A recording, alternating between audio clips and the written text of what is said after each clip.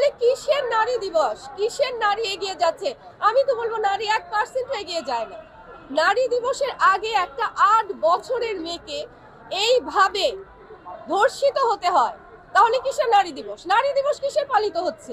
মানে ধর্ষক কে বের করে তাকে জনসমক্ষে দিলে আমার তো মনে হয় যে জনসমক্ষে তাকে বিচার করতে হবে, মানে সাধারণ মানুষ তার বিচার করবে। বিচার যেভাবেই হোক না কেন মানুষের হাতে হোক, আর আইনে অবশ্যই আইনের প্রতি আমরা অসীম অসীম অসীম শ্রদ্ধাশীল।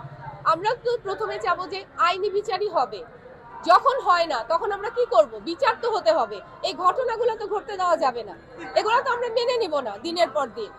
আইনি বিচার যদি হয়, আমরা যদি দেখি যে হ্যাঁ আইনি বিচার হয়েছে, আমরা সুষ্ঠু বিচার পেয়েছি, তাহলে ঠিক আছে, তাহলে কোনো সমস্যা নাই। কিন্তু সেই বিচারটা তো আমরা এই পর্যন্ত দেখি নাই যে কখনো সুষ্ঠুভাবে হয়েছে।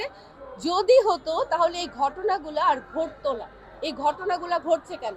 কারণ প্রপার বিচার আমরা পাচ্ছি না। আমরা কোনো কাজেই মন বসে না। কিসের শুটিং সেট, বাসায়ও কোনো কাজে মন বসে না।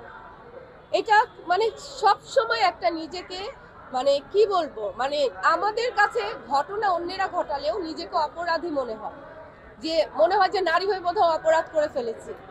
এবং কোনো সময়ই মন থেকে শান্তি পাই না, সবসময় একটা অস্থিরতা কাজ করে।